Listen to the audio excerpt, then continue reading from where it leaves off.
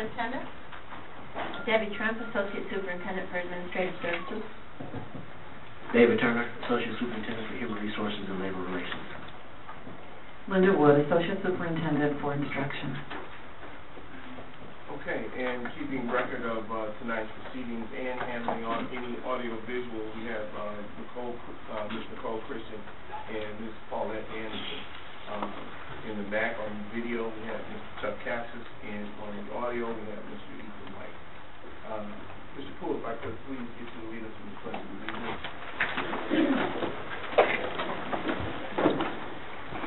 Allegiance to the flag of the United States of America and to the republic for which it stands, one nation, under God, indivisible, with liberty and justice for all.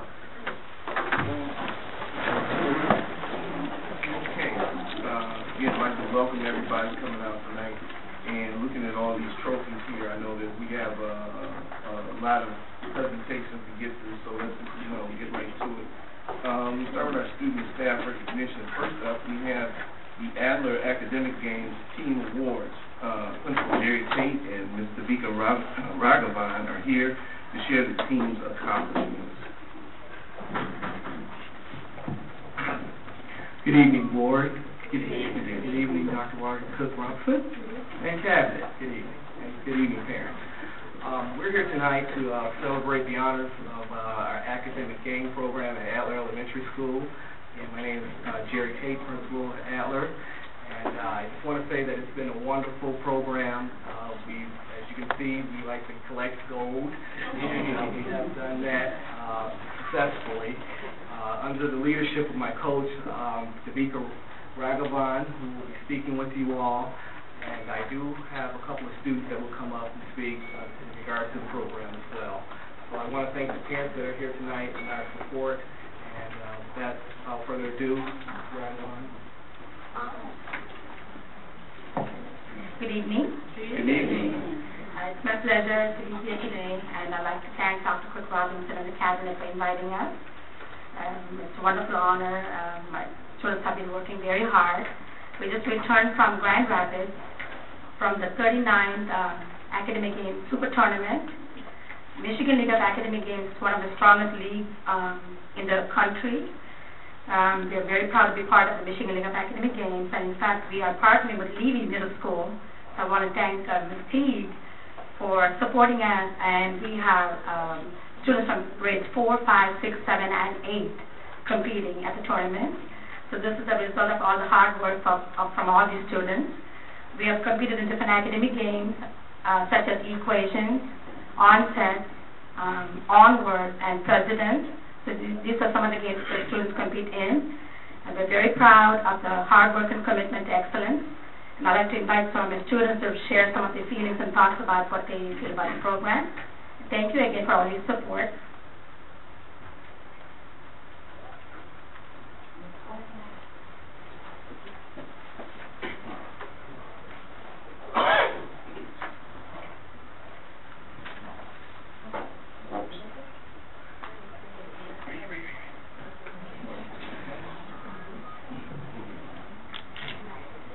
Good evening. My name is Vincent Pardo. I'm in the 4th grade. This is my first time in academic games. I love academic games because it was fun working with the team. Everybody is so uplifting. Even if you make a mistake, Ms. Raghavan would not make a big deal and try to help you. Being in the academic games tournament was a great experience, and it was an honor to represent my school at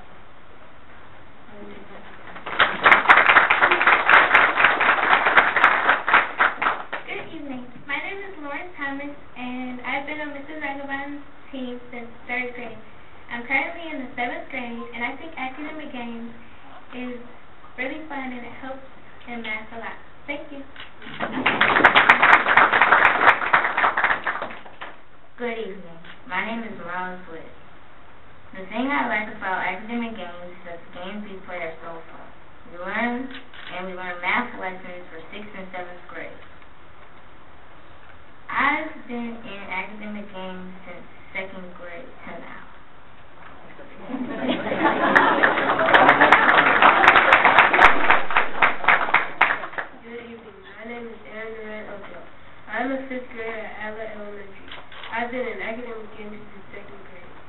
I wanted to be in academic games because both of my brothers are in it and it seems very fun. Academic games has inspired me to always try my best, and now I know that there are higher things I can go for.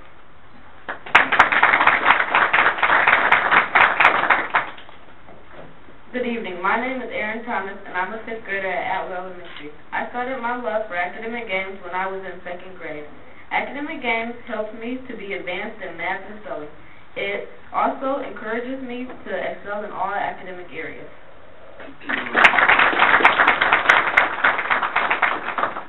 As you can see, our kids are achieving, and they're doing very well. We're running out of space at Adler, so we have tons of trophies. Love to find more space for them, but we're going to continue with the program, and our kids are going to just work hard with the math, and it's something that we want to try to do and make sure that they're doing very well. We like to have some financial support to build another showcase for the school. Without further ado, thank you.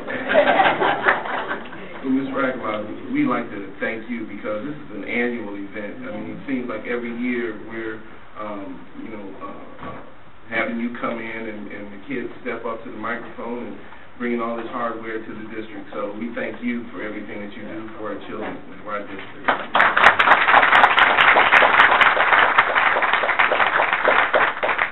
This is easy because I know you all didn't come by yourselves. So if your parents, with the parents that are here with these fine young scholars, if they would please stand and be recognized too.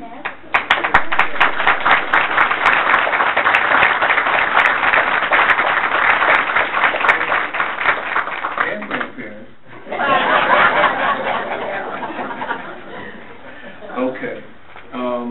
Next we have Ms. Terry John, Principal at Vandenberg World Cultures Academy for the PTA Outstanding Educator of the Year Award.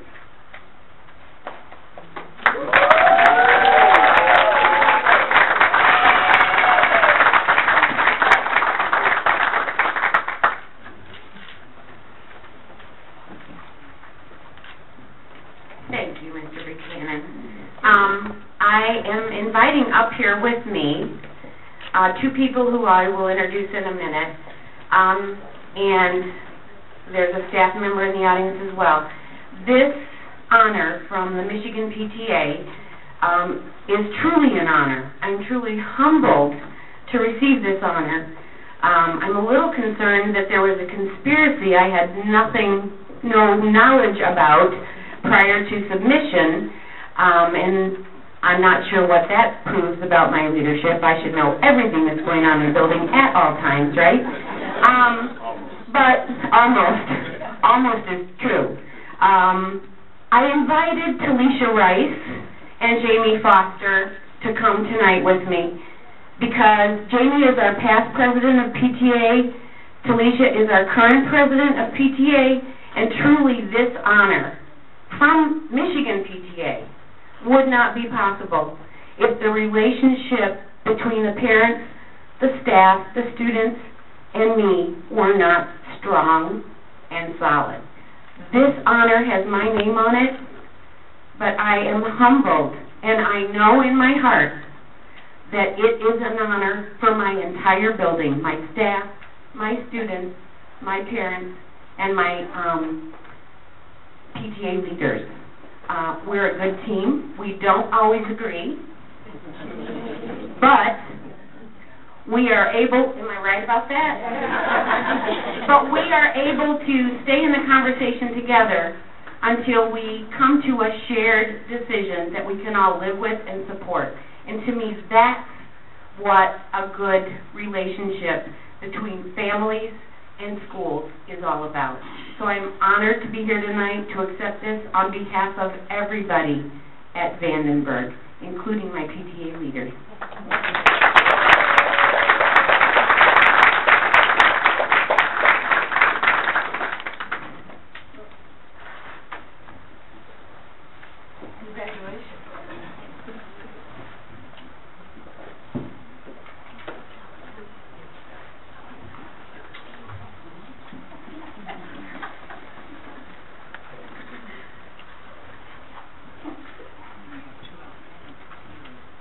I know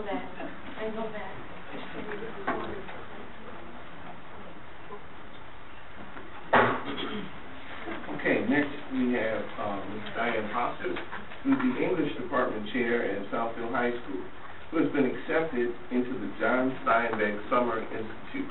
Ms. Hobson, congratulations. Thank you for inviting me here. I just wanted to share a little bit of what I've been invited to do. This is a program sponsored by the National Endowment for the Humanities.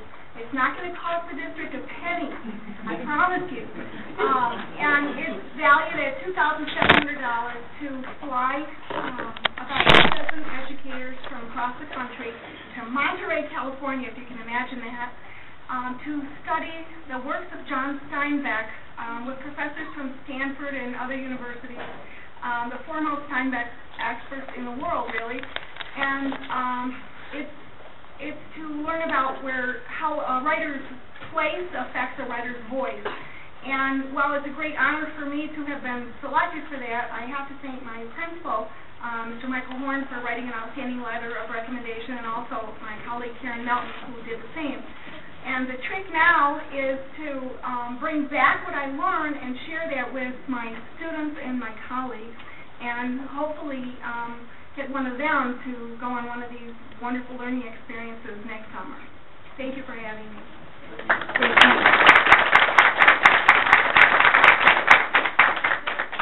I'd just like to add and share with the community that Ms. Hoffman has led a group at Southfield High that has produced the Blue Jay newsletter, which has won the MASB State Award, as well as a literary award every single year for the last 5 years. So we're very, very proud.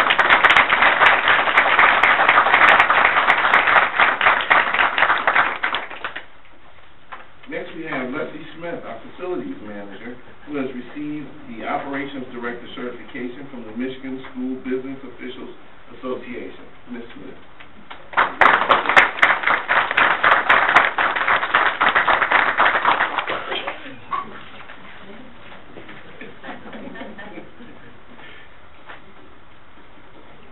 First, I want to thank Dr. Chris Robinson and my immediate supervisor, Debbie, who allowed me to attend those classes. About a couple years ago, I completed my Director of Facilities. This operational manager allowed me to complete CIRCLE, which is focused on a little bit on transportation, also focused a little on labor relations, and a big part of it focuses on emergency management. Focus a lot on time management for buildings. I don't have the time management down. I don't have enough time. So I'm going to have to take some more classes on time management. But so this completes me out completely rounded, which helps to direct the district, so I know a little bit more about managing that, and also all the new laws that comes with that too.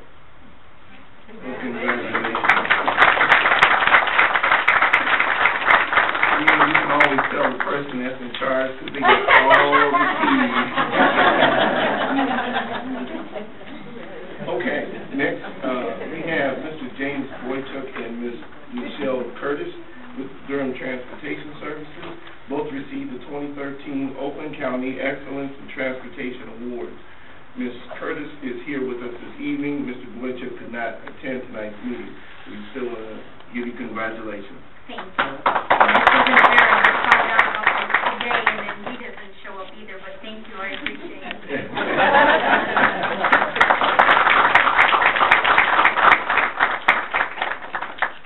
And our own is, we say the hits just keep on coming. Our own Dr. Wanda Cook Robinson has been selected again to attend the 2013 Urban Superintendent Summer Academy. Could you give us some information? Yes, this is a group that has about 75 superintendents from all over the country, and you must be elected to come. It's scholarship, so they pay for our travel and our expenses, and we learn how to be better leaders. This time it's in Milwaukee, so we won't have Hawaii or anything. But we will be working hard. Well, congratulations, Dr.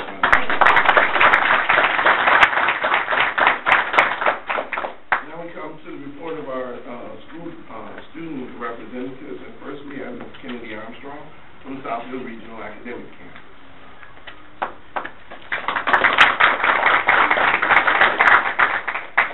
Good evening, board members.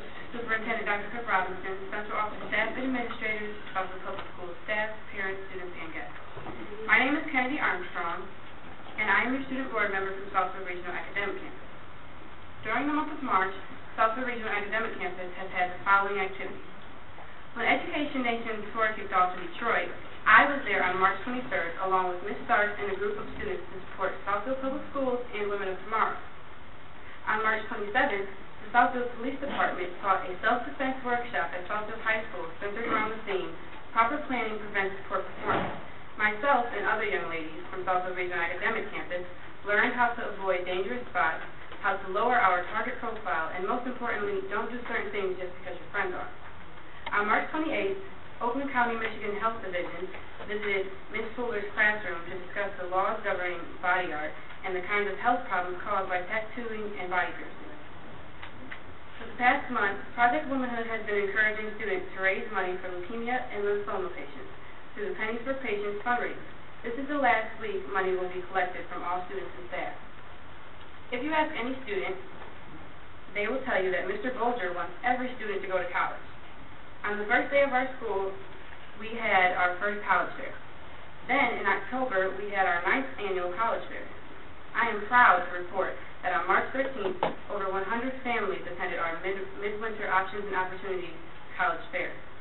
In closing, I'll summarize our end of the school year college events. Wilberforce on-site admissions were held on March 26th.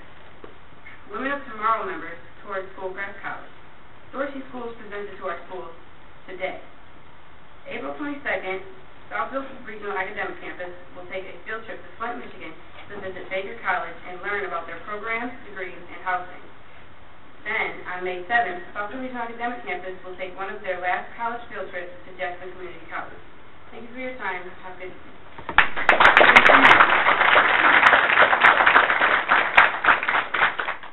Next, we have Ms. Kiara Terrence from Southfield High School. Good evening. Good evening. Today, our entire school was in mourning from that horrible loss that Michigan took us.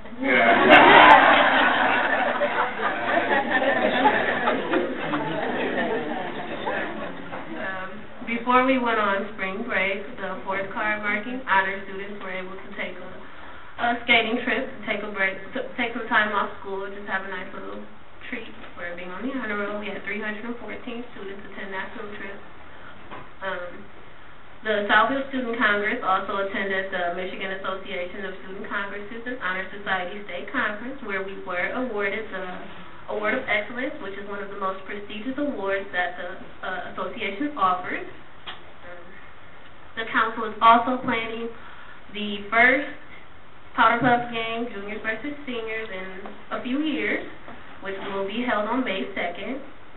The Southfield J newspaper is preparing to attend the Michigan Interscholastic Press Conference on April 15th, where they will participate in some on-site competitions and hopefully win some more awards.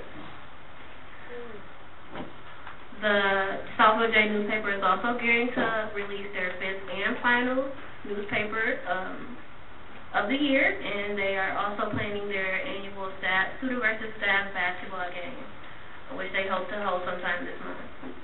The class of 2013 is not only getting excited for graduation, which is about 6 weeks away, not that we're counting, but also for the annual Grammy night, which will be held the 18th of this month. The National Honor Society is holding a hygiene kit drive this week, and I believe next week as well, to support the South Oakland shelter, where we will be volunteering on April 27th. And if you didn't notice, on your way in, the boys and girls are having the track meet where they get the luxury of running in the rain against Harrison today, and it started at 4:30. And we will be having an honors assembly on May 9th, so all of you are welcome to attend. Where we do this annually. It's our largest honors assembly where we honor students, mostly seniors, for their scholarship awards, for all the things that they have done up until, usually it just covers first semester, just because second semester is still in session, but we just hope to see some of you there, and that's it.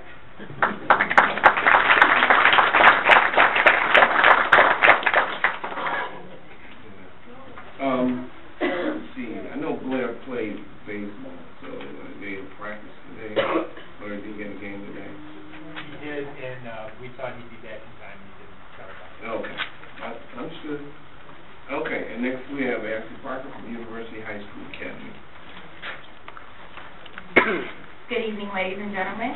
Good evening. National Honor Society hosted our annual career fair on March 22nd, where we had UHSA parents, friends, and professionals from our community to attend this event.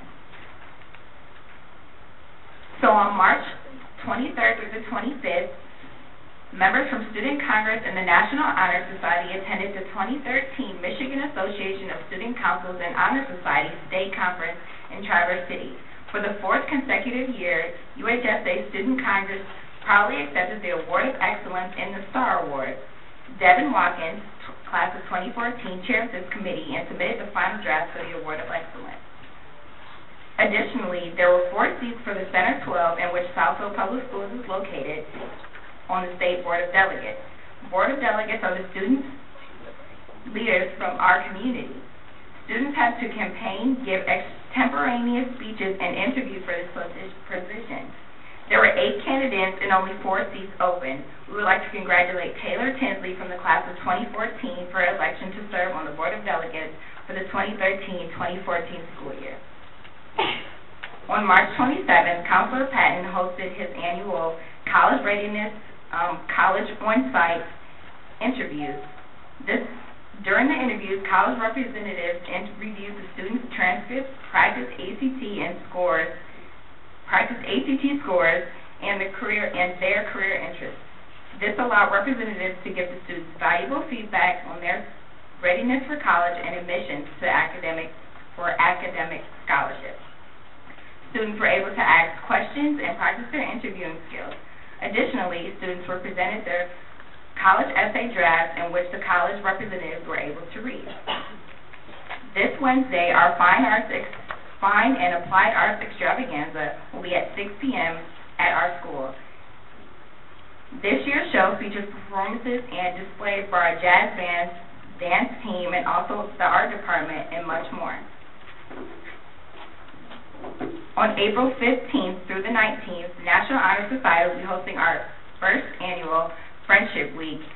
Their mission statement is to foster positive peer relationships at University High School and to enhance collaborative culture of learning.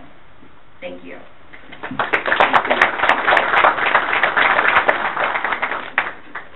And now we turn the meeting over to the superintendent for the report of the superintendent. Thank you, and good evening. I want to share with the board and the community that in March, around the 20th of March, I received a phone call from NBC New York.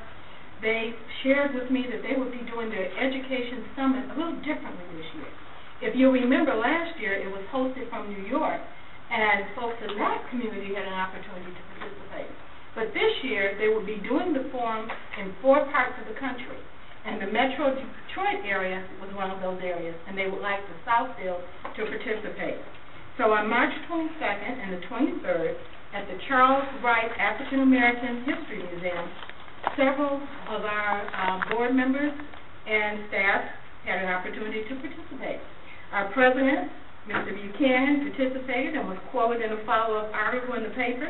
And also, in the teacher, student, town halls, we had Levy Middle School, Southfield Regional Academic Campus, University High School Academy, and Southfield Lathrop High School. Teachers and students participated on the panel and gave their views on the state of education in this nation. So I want to say thank you to all of them. I have received feedback that we were represented very well. I also want to share with the board this evening that we have a new partnership with Comcast, and we are going to be a pilot for them. Their regional manager, Gerald Smith, has asked if we would pilot some new software that they have. The software was developed by NetSmart, and it's for also in collaboration with the Boys and Girls Club, and it's designed to introduce younger children to Internet safety concepts, a very, very important topic in our environment today. The goal is to teach children to identify online dangers and practice safe Internet behaviors. It will be a 2-day pilot, and the schools that have been selected will be Brace Letterly, K-8, and Levy Middle School. I want to do a shout-out to Mr. Jeff Martin at Southfield Lathrop High School and also the administrative staff there. I received a letter today from the Michigan School Vocal Music Association District 4 Choral Festival. Ooh, that's a mouthful. They had the festival for the entire state held at Lathrop. There were over 36 choirs over 2 days, and they sent me a letter saying how welcome they felt and how the whole school participated and supported them in their efforts. And so they wanted to thank me, and I just want to pass that thank you right on to Mrs. Fryzak and to Mr. Martin. Thank you.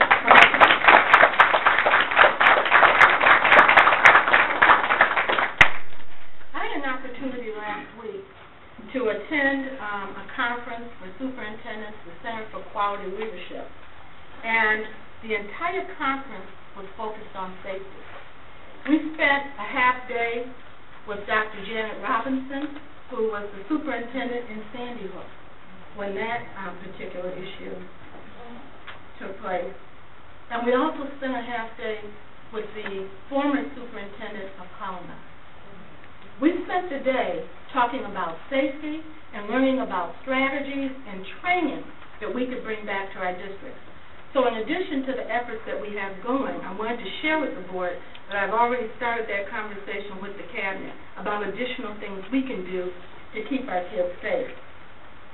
On April 21st to the 23rd, we will have our district accreditation review.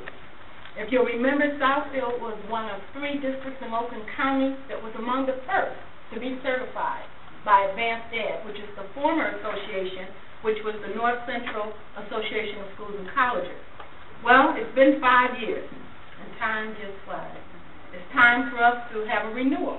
So we will have an out-of-state team flying in on those dates to come in for 3 days and review us and to help us get back to being accredited again. So many of you as parents, community members, board members, and staff will be interviewed, and we are excited about that, and we're looking forward to very, very positive results.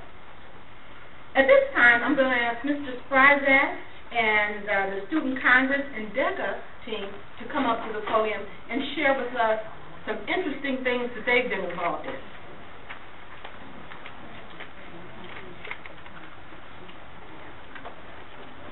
Just want to make a minor correction. We have the National Honor Society and the Student Congress. We're going to DECA next meeting.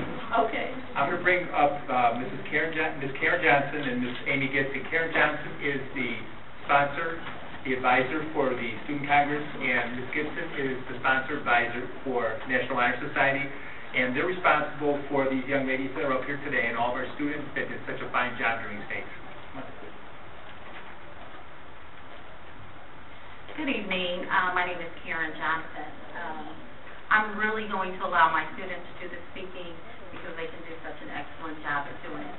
But before I allow them to speak, I would like Ms. Kira Reed to come on up. This year, we submitted an award for Ms. Kira Reed, the Unsung Hero Award. And what that is a student who does things without wanting recognition, anything that you can ask this lady to do, even if you don't ask her, it's already done. And I would just like you all to know that Kira Reed is the first student at Southfield to receive the Unsung Hero Award. And it's a statewide award from the Michigan Association of Student Congress and Honor Society. So we're really, really proud of her. She's one of our graduating seniors, so I just wanted to share that with you.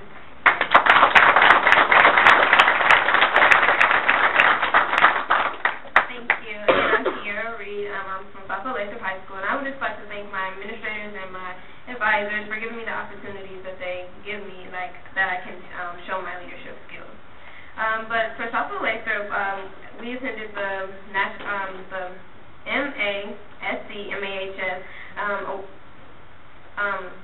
conference this March, and for Southfield we won the Star School Award, and that's one of the awards that they give out to just acknowledge the schools and what they do with leadership and other activities that they hold. And just for our National Honor Society, we've been very busy this year. We just hosted an Academic Heroes event at Brace Letterly, and we've also done at Bernie Middle School, and we also hosted our Halloween Boo-Rah and also holiday babysitting events. So we're very active in the community, and we're also active in our school. We hold tutoring, every Thursday. So we're staying active and being present in the community.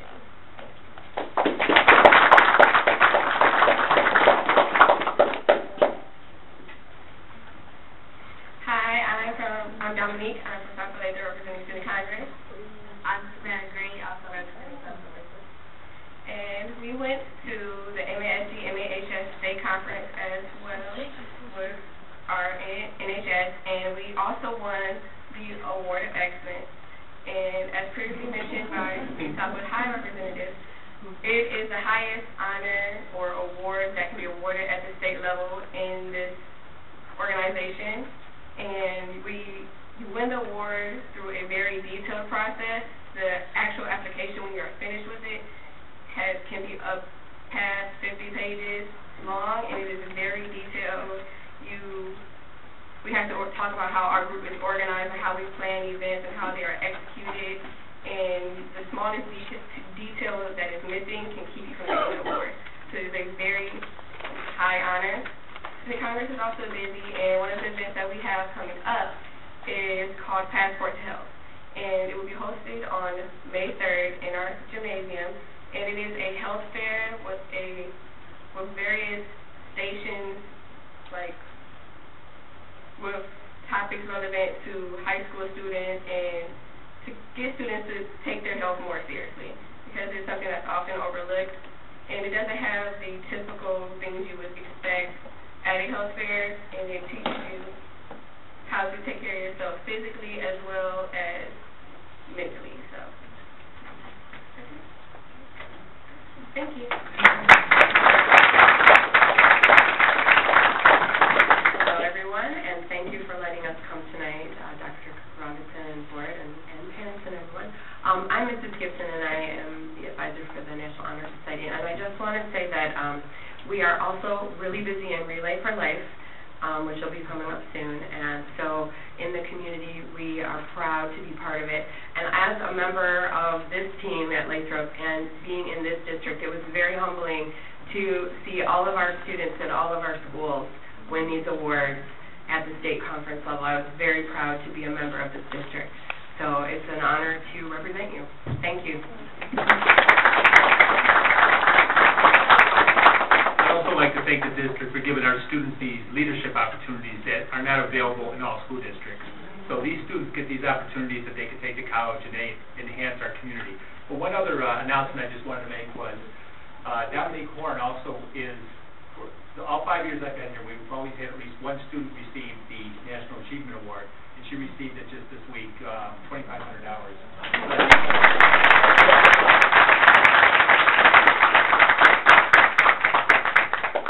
Thank you. I'd like to invite Ms. Rita Teague up to the podium. She's going to share with us an initiative that Levy is going to initiate for across the district. Good afternoon or evening to the cabinet, to Dr. Cook Robinson, and also to the board. We came before you earlier in the school year to talk about Solid Foundation, which is a girls' mentoring program that an alumni of alumni of Southfield High and Southfield School District, of course, initiated in 3 districts, and we're very fortunate to have her with this program at Levy.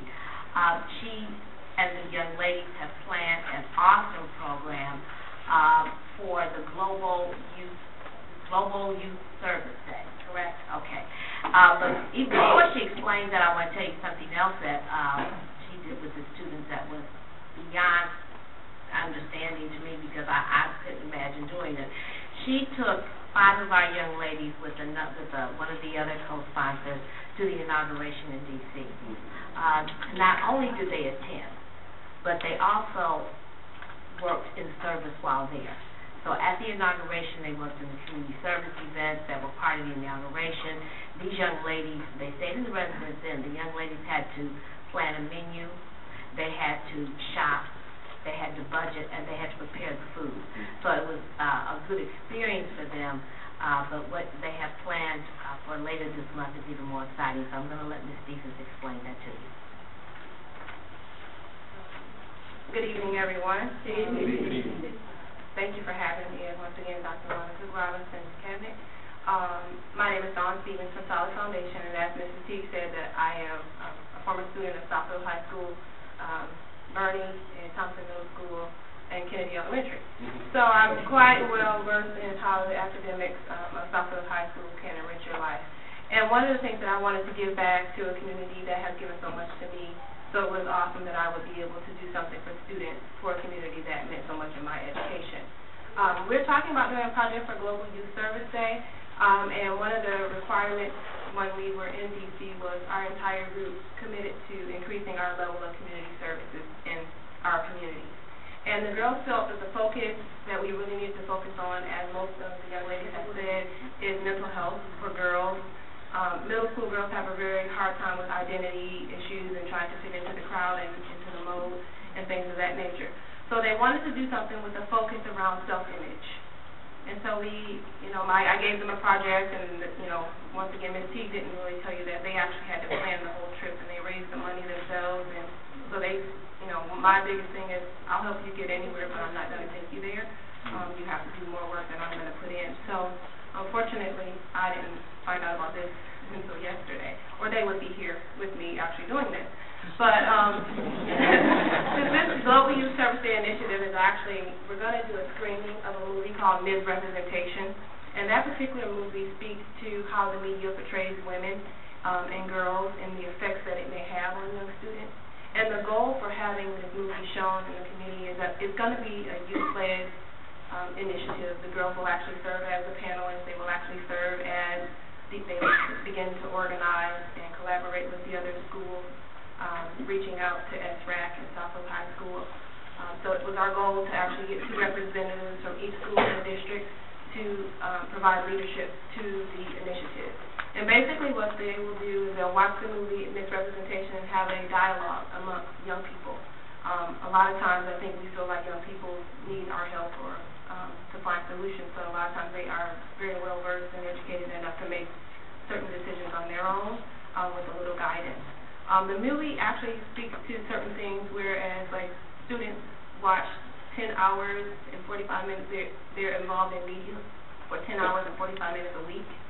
And so if you have no idea what your child is watching, you don't know what the messages they're receiving and things of that nature.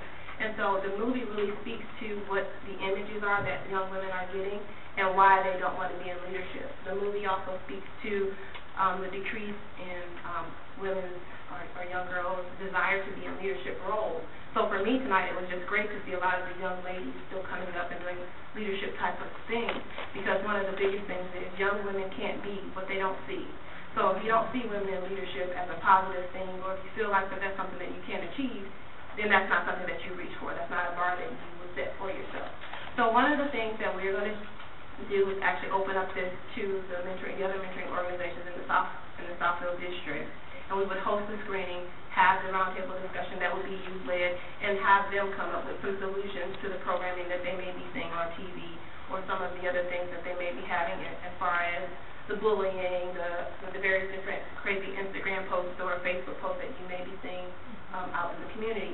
So it's a lot of times we can advocate for ourselves if our young people are aware. I mean, they're on it more than we are, so they could actually be more aware and more conscious of some of the things that they're putting their time and effort to. That's only maybe probably adding to the problem and not to the solution. Once again, it was a community-wide, it was originally planned to be a district-wide project, and the project budget was like a little under or over $2,000 for the kids to do it. But with some time restrictions and some other things, we had to change a few things around. And we're going to just host it at Levy. We were originally going to host it at Southfield High School. But we're just going to have it at Levy, and the young ladies are going to do it on a Friday night after school. And it's going to be both boys and girls. And so the boys will actually be able to take part in the conversation and the discussion. We will have some separate dialogue, but we also will have some dialogue together. Because one thing, you can't empower one half of the population without empowering or educating the other half. So it's a joint effort, you know. So that being said, Global Youth Weekend, actually Global Youth Service Day Weekend is actually April 26th, 27th, and the 28th. It also is in conjunction with Earth Day. So it's always about inspiring and helping or bettering the planet. And so Global Youth Service Day is also about inspiring, empowering, and educating youth. So Global Youth Service Day will be held on that Friday at Levy Middle School Friday night or Friday after school. It will start at 3:30 and it'll run till 7:45, 8 o'clock. Food will be provided and the young people will do all that dialogue. If it is something that you're interested in, feel free to send Ms. T or the secretary over at over at Levy a note, and we can definitely extend the offer for you to come over and join us. I mean, if you would like to come, feel free to come. Unfortunately, this year we weren't able to do it for the whole community for budget reasons, obviously, but we will aspire to do that yet again. So that you will probably see us time and time again because we have 4 projects a year. So thank you again for your time, and I look forward to seeing some of you all on Friday night at Levy Middle School on April the 26th.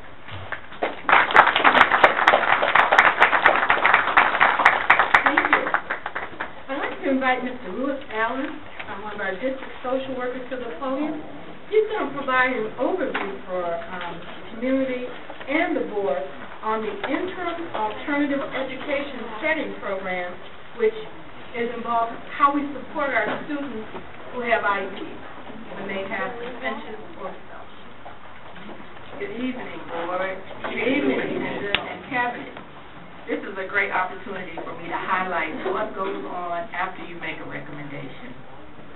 So often we have students with a myriad of behavioral concerns, and I want to highlight and let you know what happens after you make a recommendation for students to attend the Interim Alternative Educational Setting.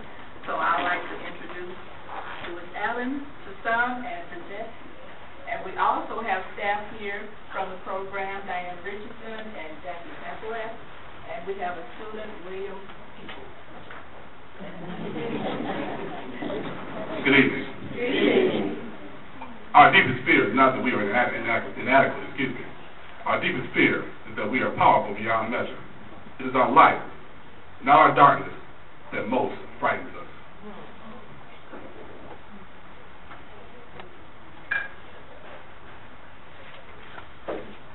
When I go into that program, I want to pour into these students that they are powerful beyond measure. I don't care where you've been, where you come from, what you've done, what happened. You are powerful beyond measure. You have greatness inside of you. You have the potential to be what you want to be, do what you want to do, go where you want to go. And I let them know they are attracted to greatness. They say, what you mean I'm attracted to greatness? You love LeBron James. You spend big money to go see him play. You want to see him on TV. You want to watch him because he's great. And you have that greatness inside of you. But the problem is you made a choice not to activate that greatness. My job when I go into that program is to encourage these students to activate their greatness. Calvin Johnson, Detroit Lions, great player. Drake, young people, y'all know where y'all at? y'all know. No, we don't know. Oh, Drake. Yeah, I know.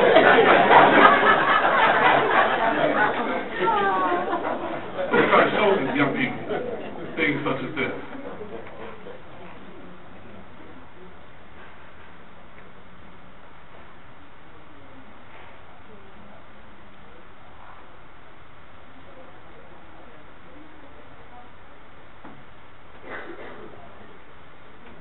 Do we have volume?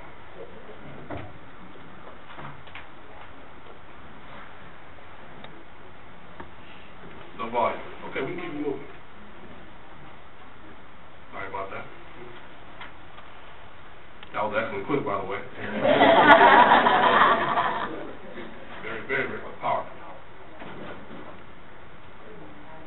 You can hear the escape. She has his escape over here. I encourage the students to be mad. I don't care what you've been through. I don't care where you come from, whether you've been adopted, your daddy wasn't there, my daddy wasn't there, but you matter. You are important. It doesn't matter. We need you to activate your talents and your gifts to recognize that you matter. But you are more than your grades that you've been earning, your circumstances, or whatever you've been through. You matter. You are important. And I'll let them know they are called to be great. But they got to see it. A lot of people can see things, but they have no vision. So we got to have that vision to be able to put things in place. You got to embrace it. You got to speak it, and then you got to walk it out. I'm almost done. A lot of students who come there have had some situations in their lives where they made some bad choices, bad mistakes. I made mistakes. I let them know, hey, that's the past. But now it's time for you to learn from the past and look towards the future. We got to go from being average to good, ultimately greatness. We got to stop making excuses. It's the teacher's fault. My mama's fault. If he wouldn't have did that. Look, you got to look in the mirror and take ownership for your behavior. We talk about code switching. Me and Mr. Dixon right here, we're good friends. I'll see him outside the district. We'll shake hands a certain way. I'll say, what up, D, whatever. But if I'm in this environment here, I'm going to be very professional, and that's what I teach the students. You got to know how to code switch. I'll say, how you doing, sir? How's your family? I'll shake his hand. That type of thing. We talk about dressing appropriately, wearing a shirt, buttoning your shirt up, pulling your pants up. We're wearing a belt. I said, we're wearing a belt.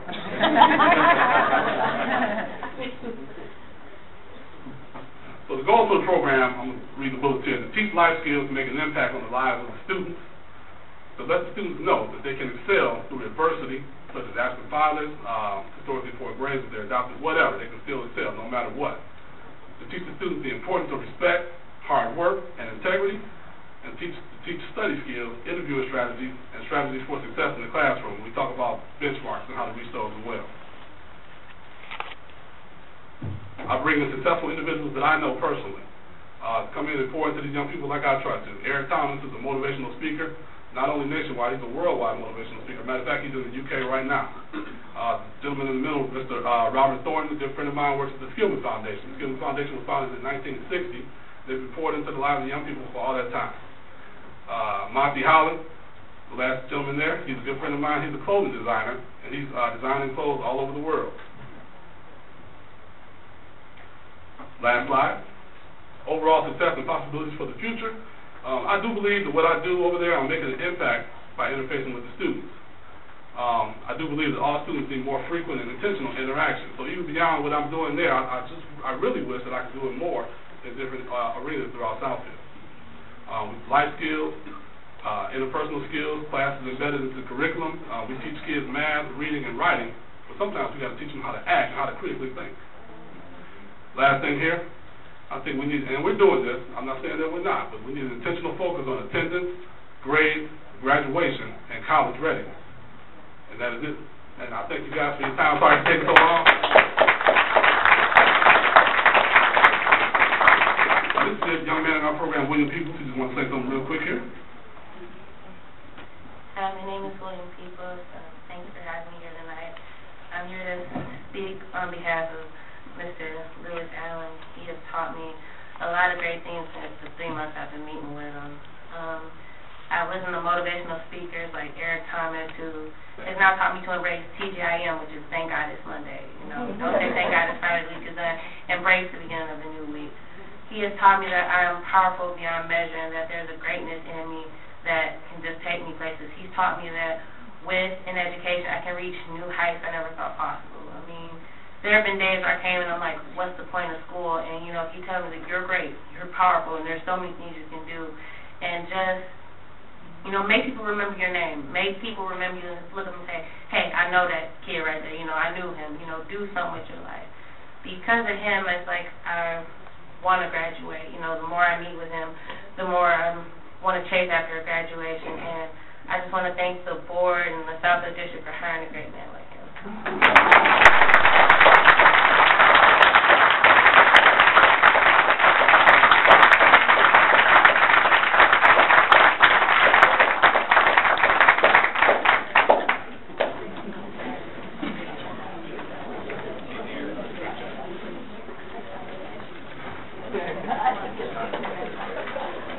And does this young man have a parent with him? And before my Southfield Lakers folks leave, did we have any any parents with you? If your parents are here, can they stand up? They don't.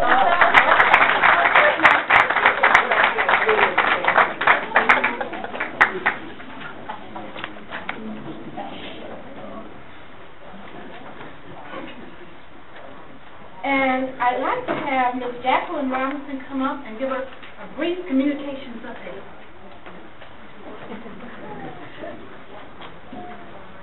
Good evening. Good evening. Well, I'm going to be very brief. So, SPS in the news. The district is announcing a sweeping redesign of its high schools. This redesign upsets the status quo and is definitely not business as usual. In fact, Oakland Schools said that they know of no other sweeping reconfiguration of high schools in the state of Michigan in recent years, if at all. And I would definitely tell you more, but I can't. It's top secret. So you have to come to the press conference. I have been teasing the media, and they have been calling me, begging for details, and trying to interview the superintendent, but I just can't tell them because the information is embargoed. So anyway, you can come out Thursday at 2 p.m. If you are coming, please send me an email at the email address on the screen. SPS in the community. We have just concluded our first ever Revolution Read book drive. Yay! We've collected approximately 200 to 300 books. As a matter of fact, Lear Corporation was so excited that they did their own book drive. And tomorrow morning, Ms. Leslie Smith is going to help us pick up their books. 3 boxes full. The books will be used in a summer bookmobile. So this summer, we're going to decorate a bus, paint it, and send it out in the community so that students can have the privilege of going to faraway places right through the pages of a good read. Also, Volunteer Day is coming, April 27th. We invite you to come, put your jimmies on, your sweatshirts, your jeans, your sweat equity, and come on out and help us. And if you want to contribute something, you can do that too. SPS on the web. We are starting a social media campaign just to have a little bit of fun. It's a friendly competition between schools. If you follow us or like us, and you hashtag your school will get a chance to win an amazing prize. Also, there will be daily random prizes for our followers. So stay tuned for more information. That's starting on April 22nd. It runs for 1 month. And as always, follow us on Twitter, like us on Facebook, and check us out on the web. Thank you.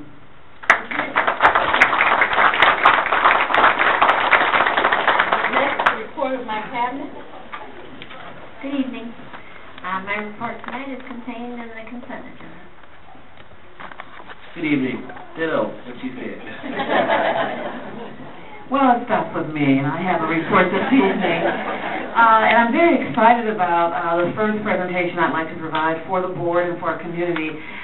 We were very excited when Cranbrook Institute for Science approached us about a partnership and approached us about providing some experiences for our students.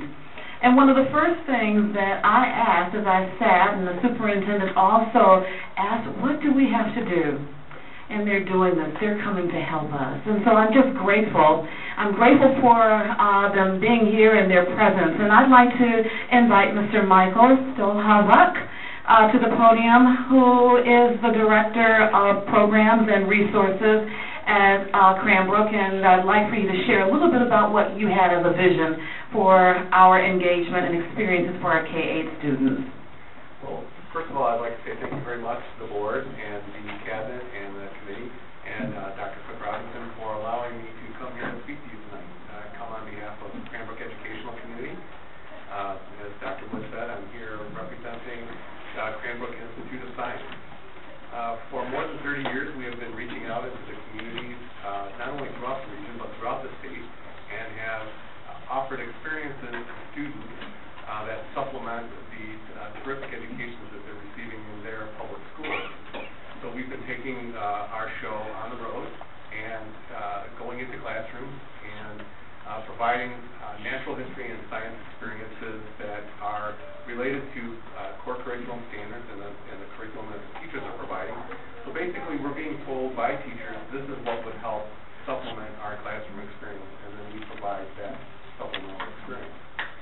What we're looking to do is to bring in students from the communities near to us and provide a Cranbrook-like experience for students in our neighboring communities.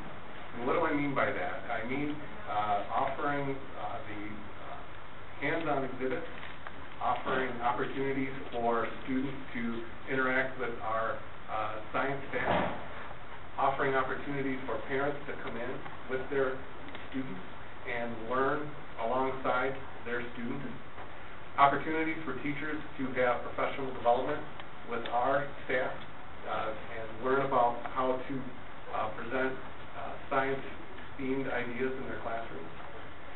We have closed down our museum on weekends and invited members of the community from the schools that we're working with to have a private experience in the museum, all their own. Some of the schools that we're working with have told us that we would love to work with you, but transportation is an issue. It's difficult to get to Cranbrook. So we seek grant funding and find transportation dollars, round-trip transportation from your location out to Cranbrook so that we can make that experience available. Also, when students come out, oftentimes students need a meal. So we've done the same thing. We've gone out and gotten grant funding and have provided meals for students when they come out as well. So basically, we've looked at barriers that would inhibit people from coming out to Cranbrook, particularly the Institute of Science, and work to reduce those barriers. Currently, we have relationships with the Pontiac schools. We have a relationship with the Flint Public Schools and also Detroit Public Schools. We seek grant funding for these experiences and have evaluation components to them so we can prove the success of what we're doing. And really, it's been a fantastic experience reaching back out into the community and making those opportunities available to public school students. Everything that we do, like I said, is based on core curriculum standards. So that way, we're not taking students away from what they're learning in the classroom. We're enhancing what they're experiencing. And it's not just a field trip when they come out to see us at Cranbrook. We really do focus on what we call an enhanced experience. We'd like to offer this experiment. Go to another museum, perhaps in Chicago or New York, and ask them if you can go into the back room and see their collection and see what they say. Oftentimes they'll say, well, you can't go into our back room, and that's off limits. About 2% of what we have on hand is actually presented on our floor at any given time on the museum floor. So what we have done is we offer a collections experience where we'll take students into our collection area, glove them off, give them an opportunity to have a hands-on experience with many of the artifacts and many of the museum pieces that are not available to the general public. And then we talk to them about what it takes to be a scientist, what types of opportunities are available in a science experience, whether it's in archaeology, paleontology, entomology. We tell them that fields are open for boys and girls, and that we encourage them to continue with their education and go to college. They'd like to learn more about being a museum curator or an anthropologist, any type of science field that they're interested in.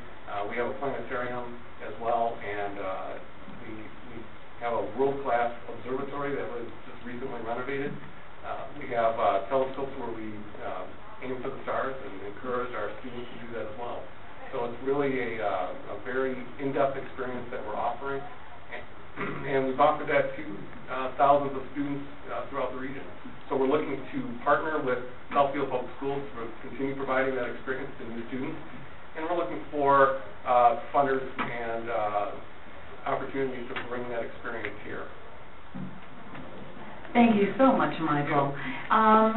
Is there any questions that anyone would like to ask Michael about this experience? I just want to continue to underscore the excitement that I have and how the Institute already has worked very hard to sit down with me and other educators to look at our curriculum and to align and to provide these engaging experiences. I'm actually excited because I want to be a part of it. To go out in the bath there and to go to the planetarium, I'm just truly excited about it. So I thank you. I really thank you, and I look forward to these experiences for our children. Okay. Thank you. Thank you.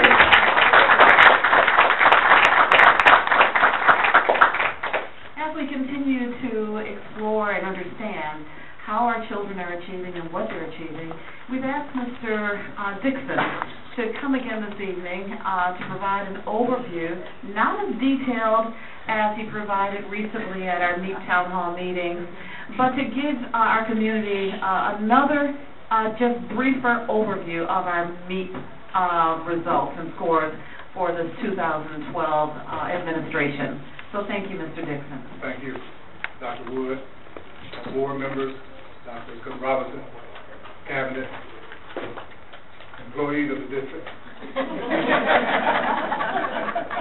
parents, guardians, community members, those of you watching, those of you that can't be here, those of you that should be here.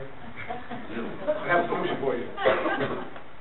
I take the 3 large trophies and place it in my home and partially field showcase because I thought we would have more victories on my seniors basketball team, but we're not having much success. I can warehouse those until you get some money from somewhere. Okay? Just a large one, not a small one.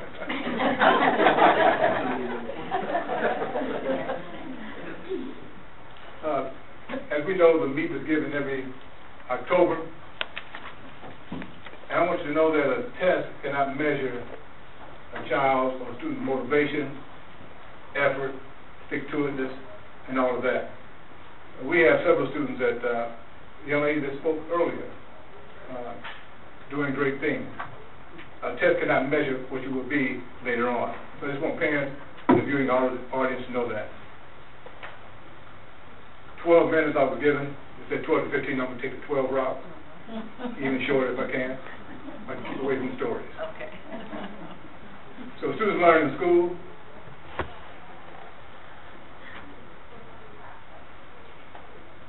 Students also learn outside of school, we know that. And students learn from what they have in their innate intelligence.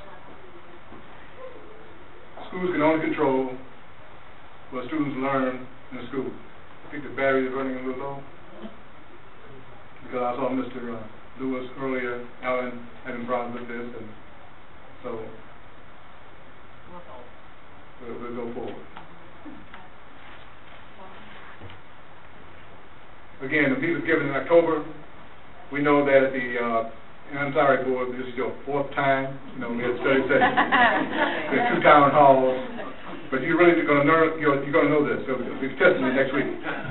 Give it a test. So it's given in October. And you look at the bottom for parents that in levels 1 and 2, you have to be advanced or proficient in the building or in the district to be considered on the accountability scorecard as making satisfactory progress to being career and college ready. So levels 1 and 2 is what counts towards the accountability scorecard, formerly known as AYP, adequate yearly progress.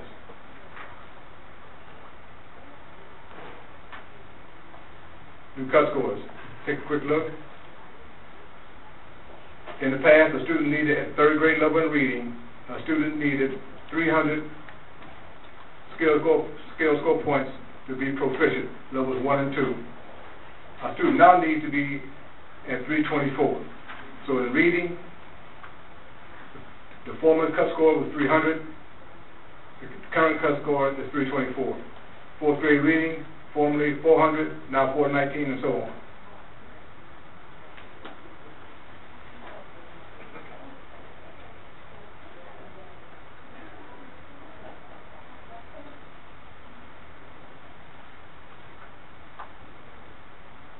If you can just take it back forward.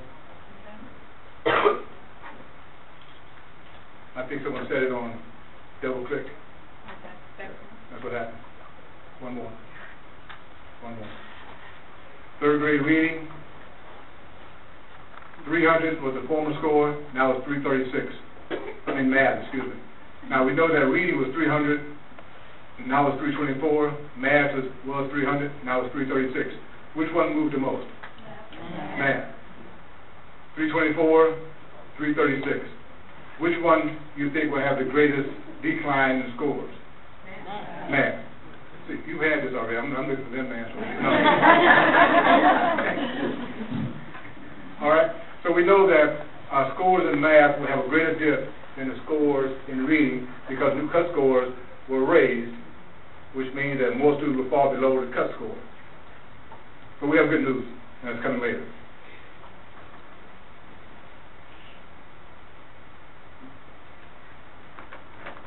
Science, 500 was the old cut score, and that was 553. Is that higher than math? So you think that science will have a greater cut? Yes. So at the state level, and even at the ISD, the Oakland County state county level, they prepared a video to explain the low cut scores in science. If you ever want to view all scores, you can go to myschooldata.org, myschooldata.org, and you don't need any particular access codes, myschooldata.org, and you can do keyword search and find any score for any school in the state of Michigan. Full academic year. Now what you see in the Oakland Press, Southfield Sun, you'll see all schools reported. So if 100 students take the assessment, you'll see the results for 100 students.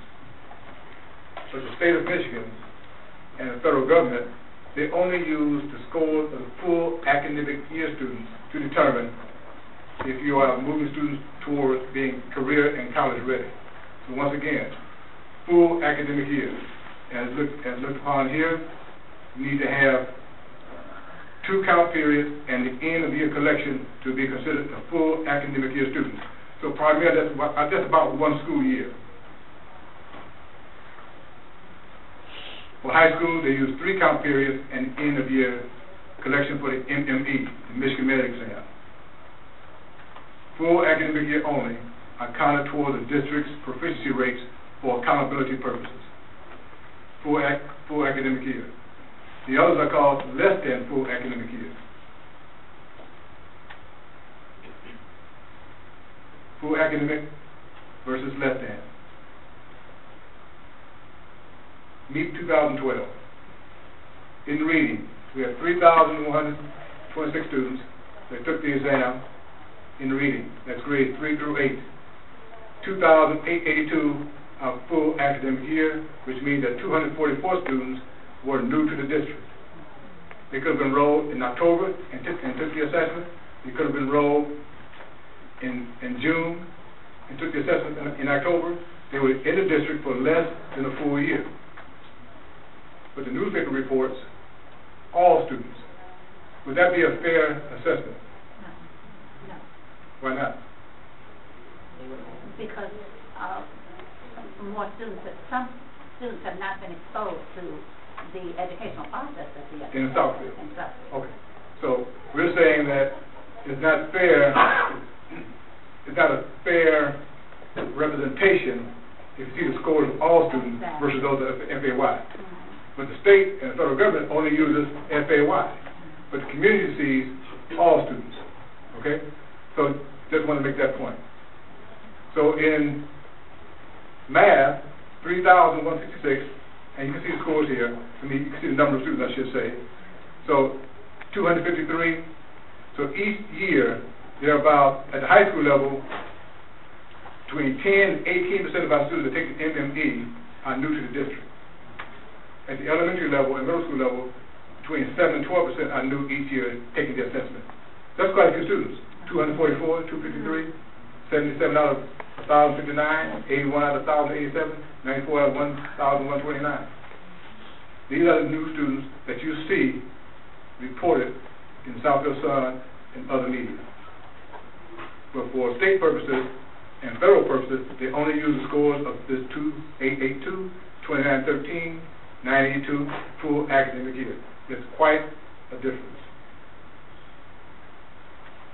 Let's look at a quick study for 3 slides, 3rd grade math.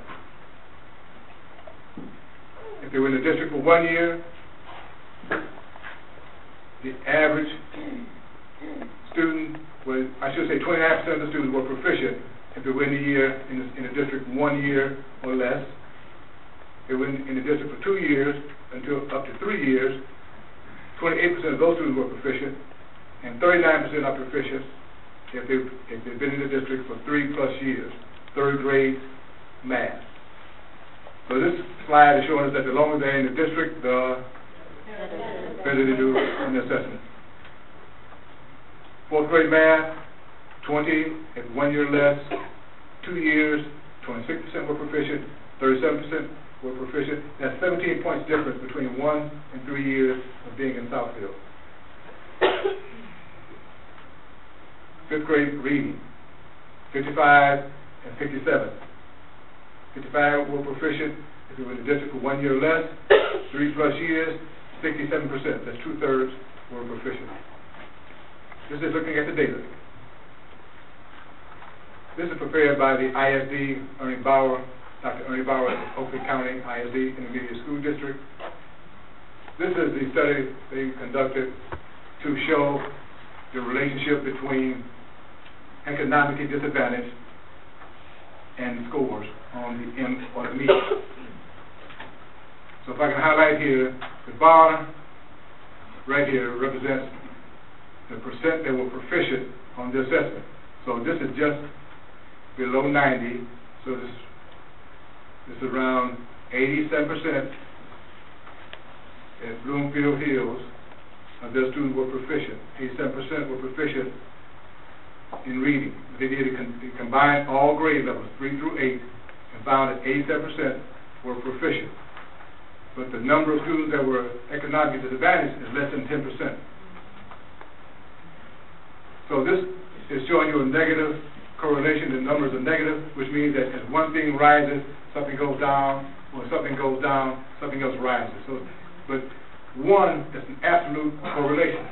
Is a 0.90 something an absolute correlation, pretty much? Okay.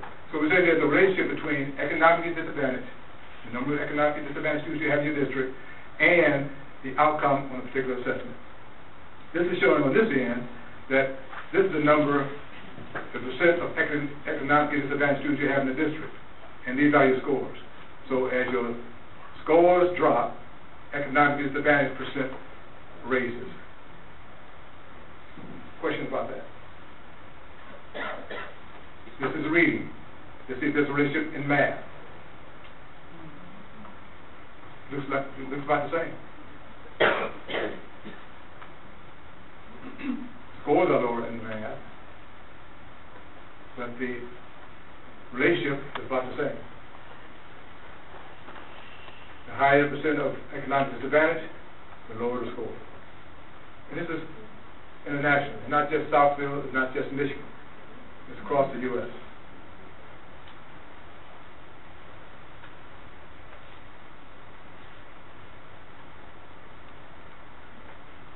Okay, let's look at our MEAP scores compared from last year to this year, 2011 compared to this year. We had a 1-point loss in 6th grade social studies as well as 9th grade social studies. We lost 1 point at each level. Now, at the state level in social studies, they had a gain. At the county and the state level, we had a 1-point loss on each. In 9th grade, at both levels, county and state, there was no gain. There was 0 gain. So they had I'm going to use for example, they had 16% proficient last year in 2011, and 16% proficient in 2012. There was no gain. We had a 1-point loss. So it's roughly the same. No gain versus 1-point loss. 8th grade science. We lost 3 points, but we gained 3 points in 5th grade. At the state level, there was a 4-point loss in 8th grade and a 1-point loss. Excuse me. At the state level, there was a 2-point loss in 5th grade and no gain at the 8th grade level. But at the 5th grade level, on the county level, they lost 4 points. 5th grade. So the county lost 4 points, and what happened in Southfield?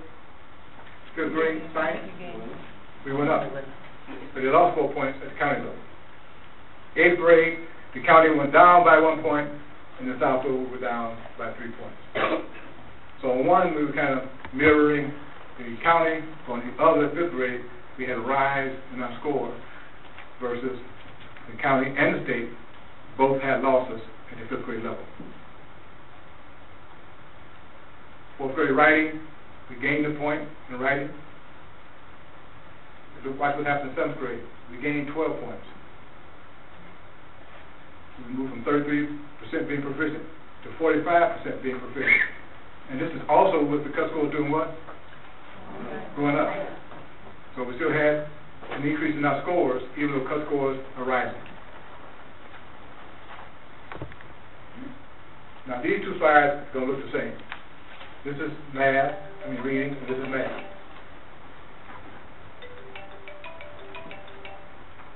Reading and math. So in reading, we have 13-point gain at third grade level. So we gained 13 points third grade, we gained 2 points in fifth grade, remain the same, constant at sixth grade. Seventh grade, we gained 9 points, eighth grade, we gained a point, and we lost 5 points at the fourth grade level. In math, we gained 5 points in third grade, lost 2 points in fourth grade, fifth grade gained 5 points, and so on. You can see it there. But our biggest gain, third and seventh grade, in math, in reading, to the third and seventh grade again.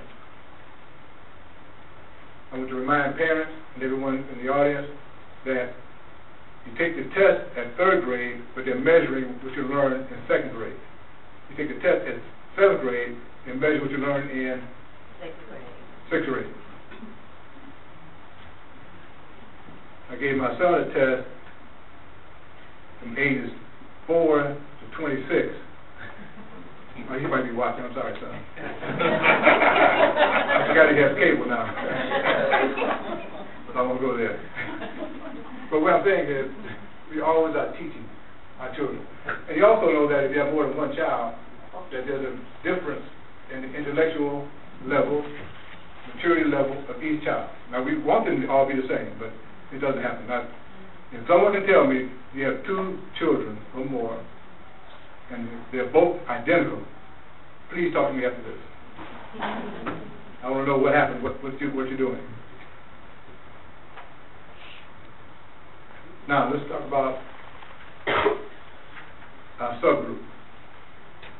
The slide's already showing you our largest subgroup is what?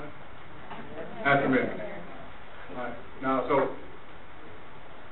we're measuring each subgroup: gender, male and female, ethnicity, economic disadvantage, special ed, and limited English proficiency. So those are our subgroups. But our subgroup, African Americans, is our largest group. So we've been measuring our school district with another school district. Are we measuring the same? Unless 2 districts are identical, because the subgroups vary from district to district. Let's take a look at how they vary. Well, first of all, let's look at the scores. If you're comparing our African American subgroup with the county and the state. So third grade math, if you got subgroups. In Southfield, the average proficiency was 35.3, at the county level was 27.4, and 18 at the state level. Who has the highest mean proficiency in the state between the 3 groups? Okay, I'll make sure you read the chart the right way. Southfield, pacing above the county again in 4th grade math, and above the state 4th grade math. And we're outpacing the state by 11 points when you're comparing the subgroup African Americans to African Americans. 5th grade math, 38.8, 28.9, 20.5. So at the elementary level, in each subject tested, we outpace the African American subgroup in the county level as well as the state of Michigan. At the middle school level, it was some higher, some lower, and some in the middle. Third grade reading. About 3 minutes, Dr. Wood. Third grade reading.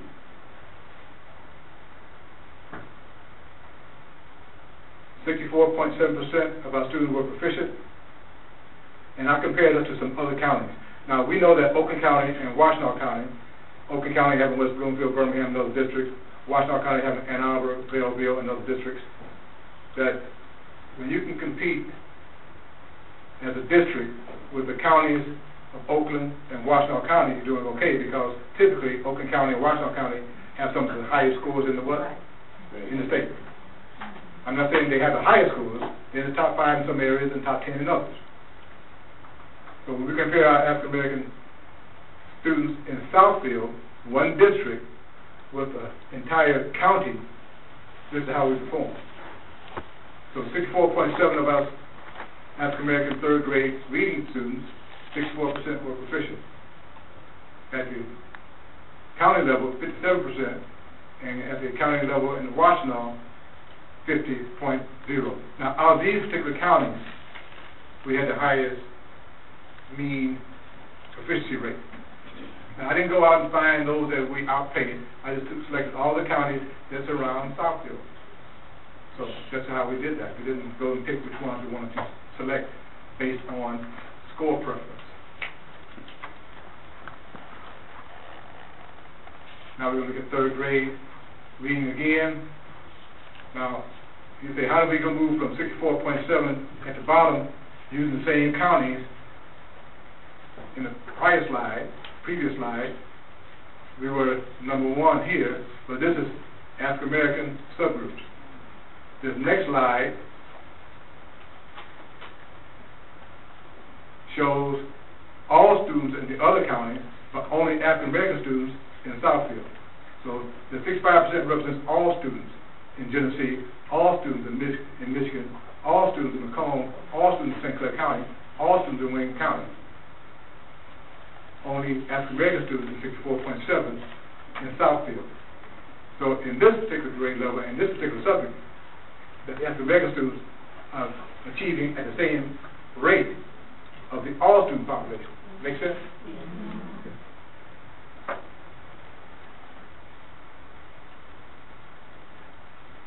This slide shows how we look if we only looked at the African American subgroup, but you saw that in the previous slide, but it's just another way of looking at it. 64.7, and if someone's here from St. Clair County, I hate to do this to you, but let me just show you that.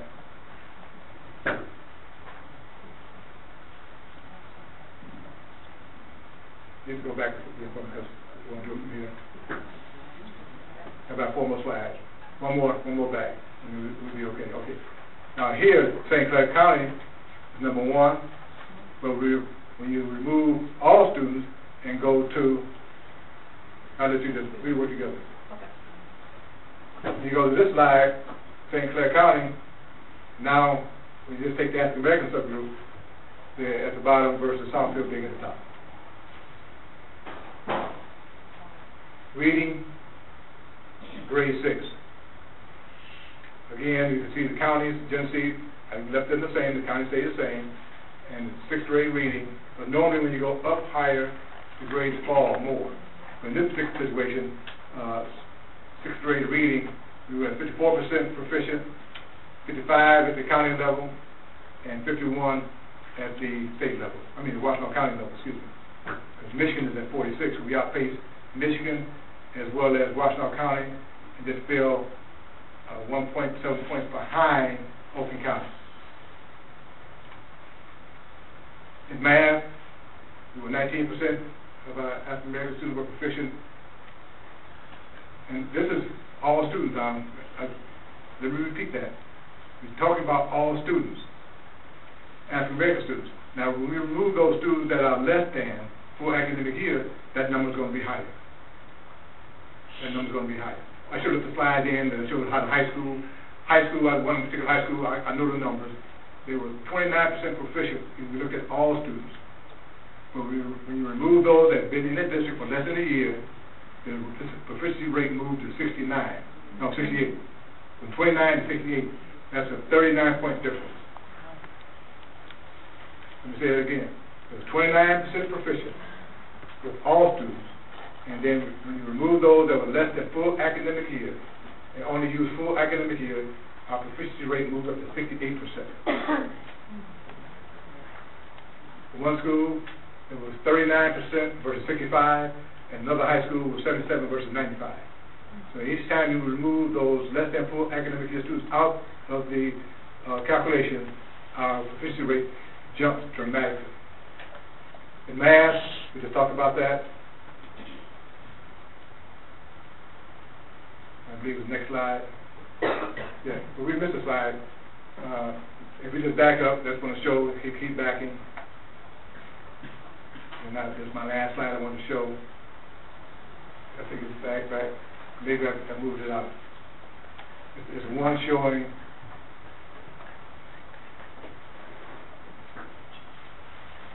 I think we did take it out. Yeah. But it was a slide showing that in Southfield, 96.1% of our students are African American. Birmingham, I believe, was 12.2%, and then 18% in other districts. The highest district next to Southfield was Farmington. Was Ferndale. 54% of the students that took the MEAP were African American. And in Farmington, tested 232 African Americans, and Southfield tested 537. So that's the sign that was missing. Thank you for your time.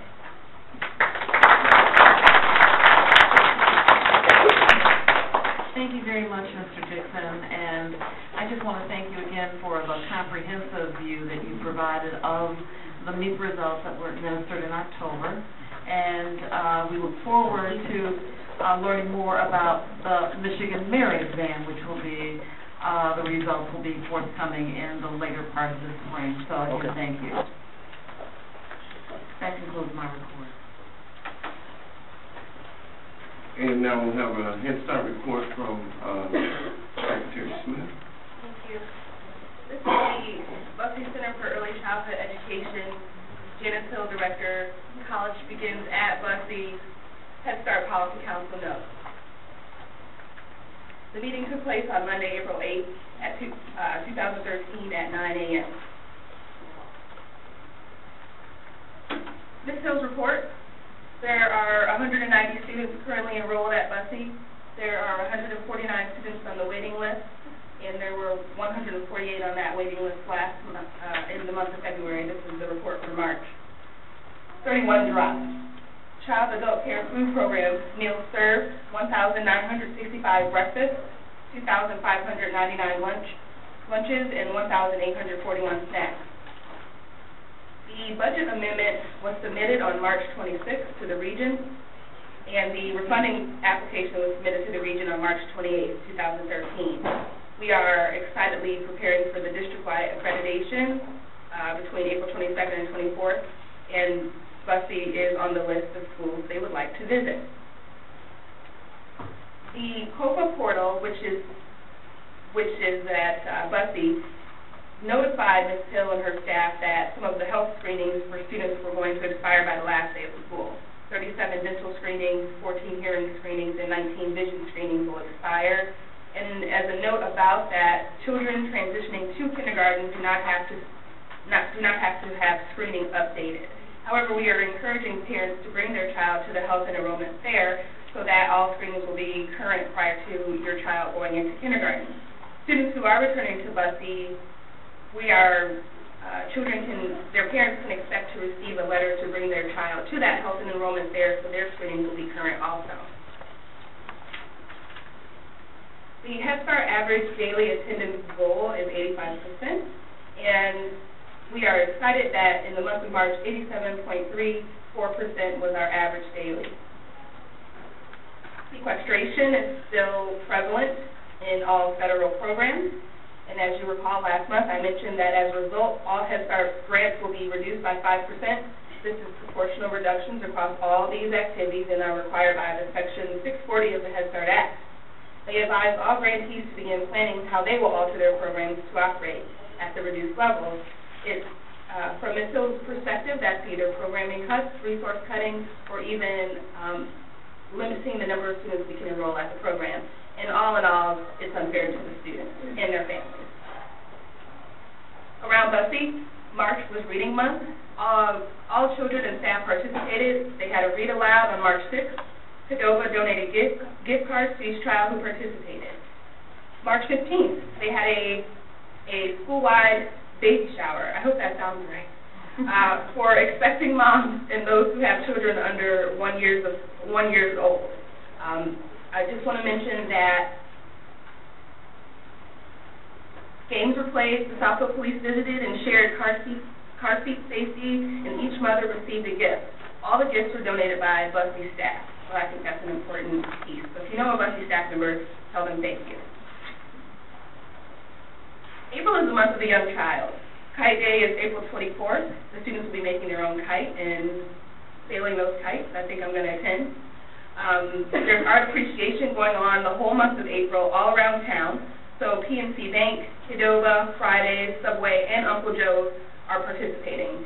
And we're even going to ask the administrative building if they would showcase some of the Bussy students' artwork. Hat Day is April 22nd. They're going to make their own hats, and they will parade those hats on the 23rd. Career Day, When I Grow Up, April 29th. Health and Enrollment Fair, April 25th, 10 to 4.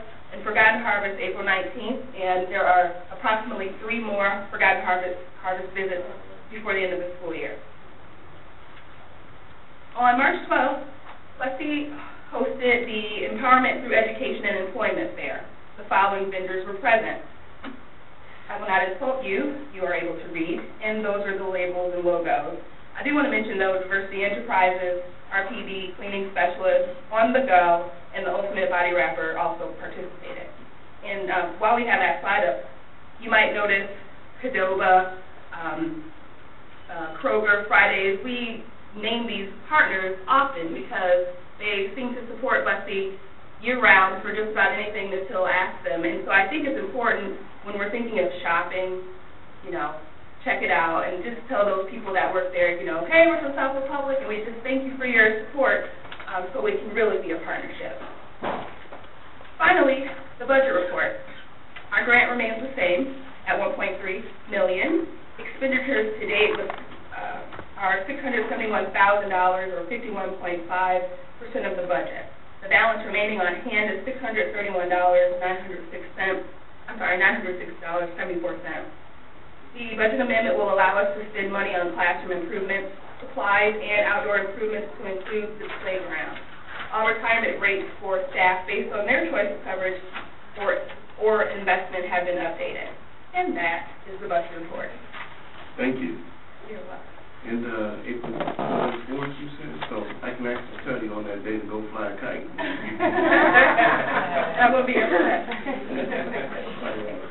Okay, we get to the action items, and thank God we don't have I'll take a motion to open and approve the consent agenda. Okay, we've had a chance to go through it. Does anybody have any questions? Any statements regarding the consent agenda? Okay. Hearing none, Ms. Secretary, if you call for the vote. Yes. Myself, yes. Treasurer Robinson? Yes. Trustee Poole? Yes. Trustee Lewis? Yes. Trustee Cash? Yes. Vice President Williams? Yes. President Buchanan? Yes. Unanimous. And we just paid our bills to the tune of $7.3 million. I will take a motion to open and approve Report 5158, the second reading and approval of the new revised policies. Okay. We've been through this several times. Are there any questions or any statements in regard to it? Hearing none, Secretary, would you please call for the vote?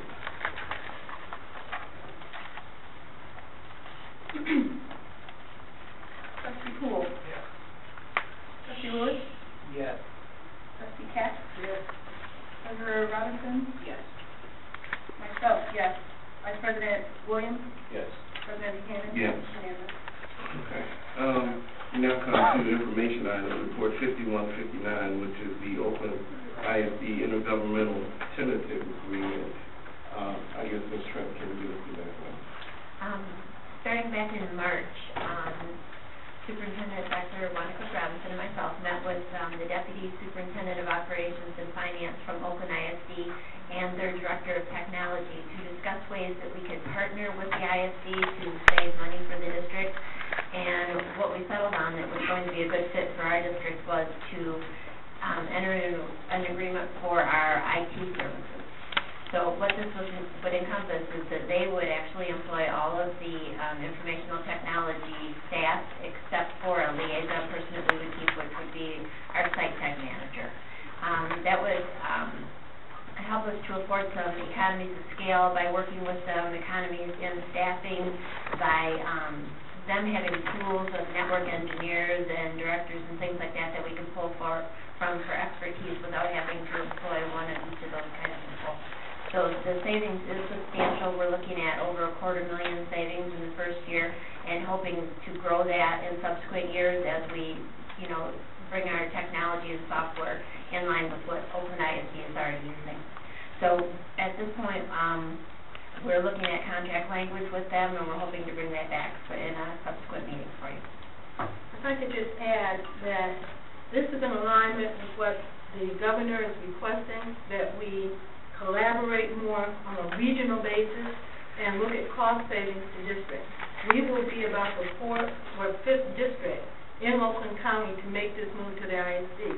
This will also strengthen our technology department. I think the board is aware from previous board meetings the costs that are associated with technology. They are quite extensive. This will allow us to use monies to have top-notch, top-of-the-line equipment, as well as to have purchasing power, because the ISD will be purchasing for several districts at one time versus us negotiating on a one-on-one basis.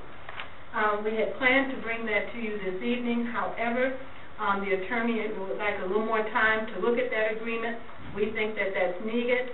They're going to have to go back to the ISD for their attorney to look at it and come back to us.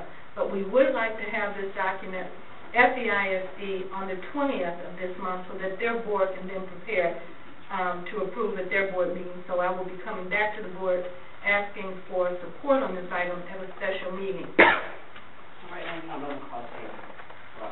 Yes, we do. The first year, as Debbie said, it will be more than $250,000 the first year. That's a lot of money. And what is the impact to the employees? The employees will have an opportunity to apply for positions at Oakland schools, because Oakland schools will provide the site tech and those other human services for us. And they will post those positions and they will be able to bid. Okay, so the possibility exists for our employees to bid for those jobs and remain, because, part of it is just losing that expertise. They already know our system. Yes. So them being able to stay here is important as well. Okay, thank you. The next item is the report 5160, the purchasing report. These are items that do not meet the threshold for board approval, and there are various items on there for emergency items that come up. So some purchases of smart boards and water main break repairs and things like that. So if you just really need to see that, it's included in the report. The next item is report 5161, the maintenance vehicle purchase. And I'm going to have Dr. Robinson, Ms. Trevor, talk about that. Okay, the truck that we have now is a 2001 Sonoma, and we use that for traveling back and forth between buildings, taking supplies back and forth, and the reason that we need a really small vehicle is it's also used with a plow on the front to do sidewalks and things like that the larger trucks can't get to. It has 175,000, almost 176,000 miles on it, and it's been repaired extensively, and at this point it's getting to where the cost is prohibitive. It's not worth it. So we went out to look to see, what the market looked like to buy a new vehicle, and they're not going to make any more of these vehicles, the smaller trucks like that, for 18 months. So we tried to find one on the lot, and we were successful. So for $22,000 on the REMC bid, we were able to find a replacement vehicle now and not have to wait 2 years to go out and get another one. So, and because it is under MCBID, it's under the threshold for having to have board approval, so we're bringing it for an informational item. And for the public, could you explain what RMC is? That's the state bid, so that the schools go together and get their prices, and then the county bids on it, so that we can all get our prices out fast and get the best prices. Thank you. All right, report 5162 is gift to the board. Mr. and Mrs. Craig Heichel donated books to the library at Southfield High School over the last several months. Ms. Heichel is the school's librarian. The donation is valued at $2,674.76. The list of donated books is in the agenda packet, and we would like to thank the Heichels for their generous donation. And while I'm on there, we also have report 5151, which Mr. Donald Jones, a former Southfield High School principal, donated a used violin to the district. The violin is to be gifted to a student who is interested in participating in the district's music program and is in need of an instrument. So we'd like to thank you, Mr. Jones, for your kind donation. Report 5150 is the wireless networking.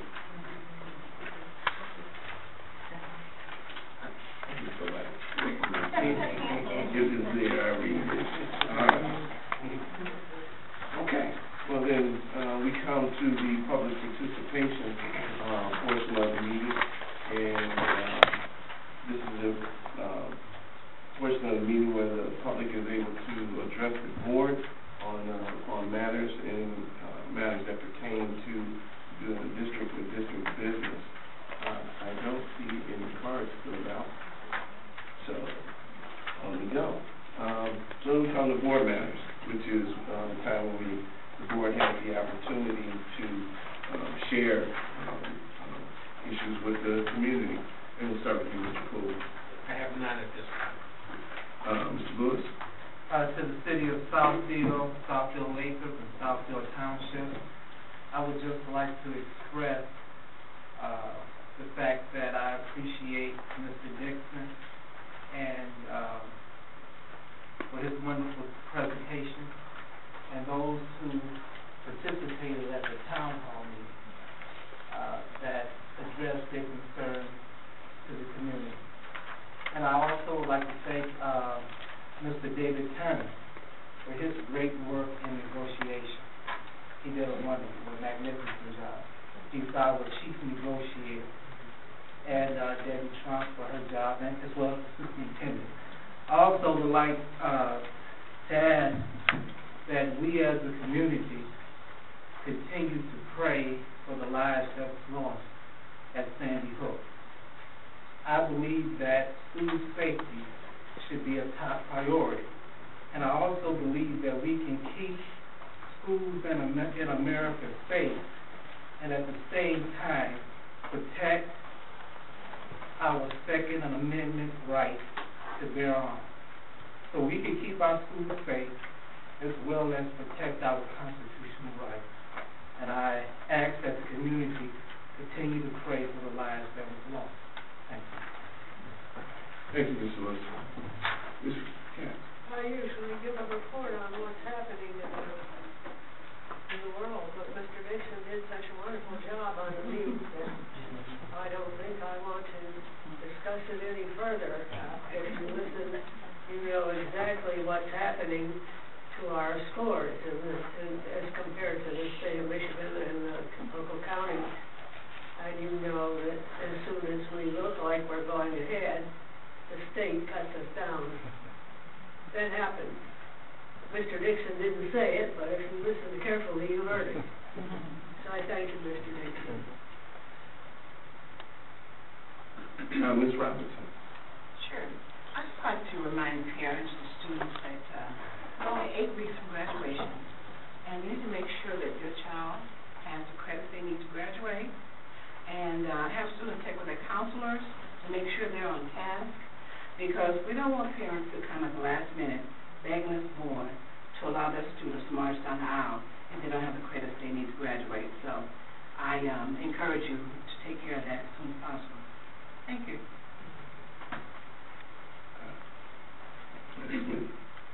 I just concur with what's been said, and everyone have a safe drive home.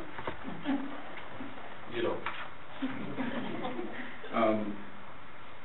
I just want to echo the sentiment of the report that was given by Mr. Dixon, and really, you know, just kind of point out that that room should have been filled at those town hall meetings. You know, we get criticized a lot for, you know, scores without really understanding, you know, what those numbers actually mean. And Mr. Dixon did an excellent job of breaking down those numbers and really demonstrating that the teachers here in Southfield are doing an exemplary job of educating our children. And to that point, you know, where we actually lead the state, the county in many categories. So we have nothing to be ashamed of here in Southfield Public Schools. We have nothing to hide. Everything that we do, we report it back to the community, and we do it proudly. We do it proudly because, you know, when I look at, you know, the commitment from the superintendent's office all the way through this district, there's no wonder that, you know, we have the results that we have. Also to that point, you know, recently we've come to, as Trustee Lewis said, we came to an agreement with our bargaining units due to the work of Mr. Turner. And I know that, you know, there's probably going to be some questions and some heat behind that. But we've worked with our bargaining units. These are people that have sacrificed to us in the past, and working together as a family, which is what we have become here in Southfield Public Schools. We were able to overcome a lot of the issues that we face. And now looking forward, we were able to come to an agreement, one that was beneficial to all sides. And, you know, it's a shame that, you know, we look at, you know, our leadership where, you know, they may want to come after us or somehow scrutinize what we've done. But the agreement that we made was beneficial to all sides, to our bargaining units as well as to the district. So we'll just have to wait and see when the chips fall where they may. Our future meetings are April 23rd, 6 o'clock for the student hearing. May 14th at 7 o'clock is our next regular board meeting. We are going to go into closed session briefly after this session. It's still pretty early for board night. At this time, I'll take a motion to adjourn. Moving that. Support. Moved and supported, and this meeting of the Southfield